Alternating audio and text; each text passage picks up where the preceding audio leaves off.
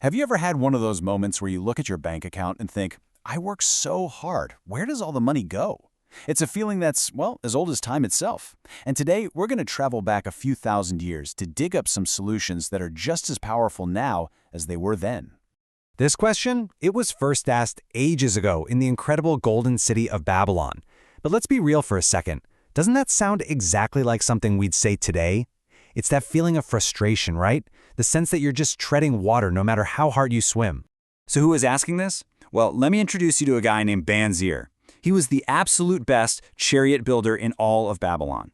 His buddy, Kobe, was an amazing musician. These guys were pros, totally respected in their fields, and they were completely broke. Imagine that, living in the richest city in the ancient world, but not having two coins to rub together. Their search for a way out of this trap is exactly what kicks off our source material for this explainer, the classic book The Richest Man in Babylon by George S. Clason. It uses these really simple, powerful stories to uncover the secrets to wealth that Banzir and Kobe were so desperate to find. And here's the core idea of the whole book, and it's a big one. The rules for building wealth aren't some new, complicated thing. Nope. They're ancient, they're simple, and you know what? They have never, ever changed. I just love this quote from the book. It basically says that getting your finances in order isn't about getting lucky or finding some secret stock tip. It's about understanding a few key principles that are as real and predictable as gravity. They worked thousands of years ago, and guess what? They still work today. So why Babylon? What was so special about this place? Well, according to the source, it became the wealthiest city on earth for a very simple reason. Its people were the richest people. They had cracked the code on how to make money, how to hold on to it, and this is the important part, how to make that money make more money. Okay, so let's get into the good stuff, the real how-to. The core wisdom of the book is broken down into what it calls the 7 cures for a lean purse. Think of this as the actual blueprint for getting your financial life together. And here they are, the 7 cures. Now, they all work together to create a full system for success, but for now, we're going to laser focus on the first 3. Why? Because they are the bedrock. They're the non-negotiables. Without nailing these first 3, the other 4 just won't work. This is the foundation. Everything else is built on. So let's dive into that very first cure. It sounds almost ridiculously simple, but I promise you, it is probably the single most important financial habit you will ever learn. I love the old school language here. Start thy purse to fattening. Basically, it just means start filling up your wallet and figure out how to keep it that way. So how on earth do you actually do that? The answer is one powerful rule.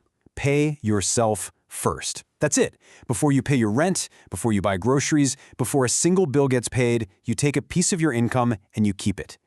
The book's timeless advice: save at least 10% of everything you earn.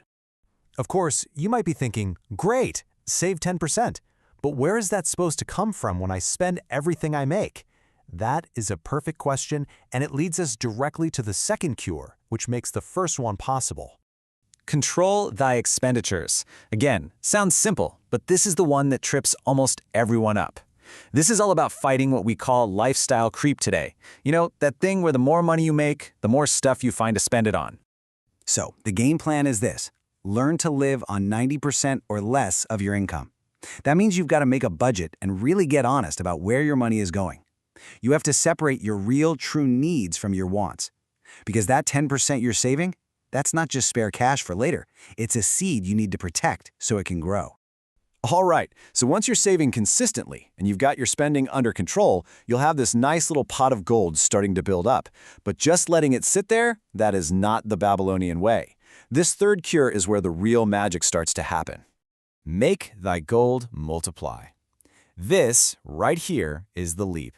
This is what separates people who just save money from people who actually build wealth. You're about to turn your savings from a dormant pile of cash into an active engine that works for you.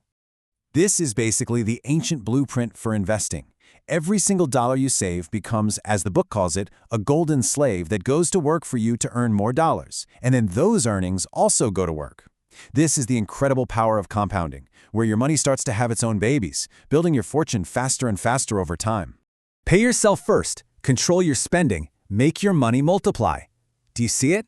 These aren't just quaint ideas from some old book.